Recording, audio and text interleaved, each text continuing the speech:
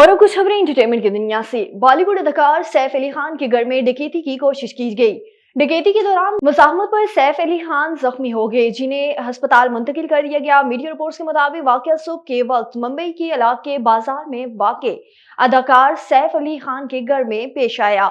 बाद media reports के मुताबिक नामालूम शख्स ने चोरी की नीयत से सैफ अली खान के घर में घुसने की कोशिश की, जिस दौरान अदाकार पर छुरी से हमला करने की इतलात सामने आई हैं। मीडिया रिपोर्ट्स के मुताबिक चोर सैफ अली खान के घर में घुसने में कामयाब हो गया था, जहां उन्होंने मज़ाहमत की, जिस पर वो जख्मी हो गए।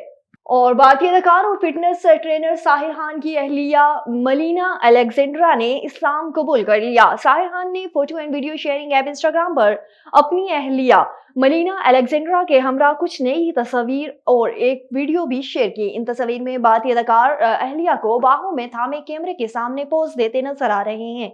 उन्होंने अपनी वीडियो के कैप्शन में लिखा है कि मुझे ये ऐलान करते हुए बहुत फख्र है कि मेरी बीवी मलीना अलेक्जेंड्रा ने इस्लाम कबूल कर लिया है। और अमरीकी अदाकार और गुलकार जेसिका सैम्पसन और उनके शोहर एरिक जॉनसन के दरमियान तलाक हो गई। अमरीकी मीडिया रिपोर्ट्स के मुताबिक 44 साल जेसिका सैम्पसन ने अलहदा रहने की तस्दीक कर दी, ताहम उन्होंने रिश्ता खत्म होने के हवाले से हतमी वक्त नहीं बताया। अमरीकी मीडिया के रिपोर्ट्स के मुताबिक अदाकारा को नवंबर में शादी की अंगूठी के बगैर भी देखा गया था।